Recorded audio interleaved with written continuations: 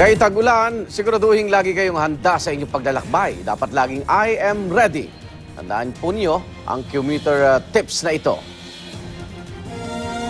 Hassle ba ang biyahe sa panahon ng tag-ulan? Lalo na kung papasok sa eskwelahan at opisina. Narito ang 6 na M na dapat ninyong tandaan. Tip number 1, magbaon ng payong, kapote at extra shirt.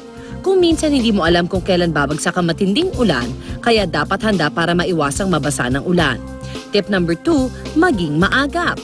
Ilagay sa waterproof bags ang inyong gadgets para hindi mabasa. Tip number 3, magbitbit ng bota o pares ng gomang tsinelas. Sa ganitong paraan, hindi mo na po problemahin ang paglilinis at pagpapatuyo ng iyong school shoes o office shoes kapag nabasa.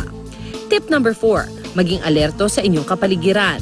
Iwasang sumilong sa puno kapag kumikidlat. Sa halip, pumunta sa gusali o estruktura. Tip number 5, mag-charge ng cellphone. Siguruhing naka-fully charge ang inyong phone para magamit kapag may emergency. Ilista rin ang mga emergency hotlines. Tip number 6, mag-monitor ng balita sa telebisyon at radyo para sa latest weather updates at para makaiwas sa mga binabahang lugar. Iba na ang handa. Maging laging I am ready, mga kapuso.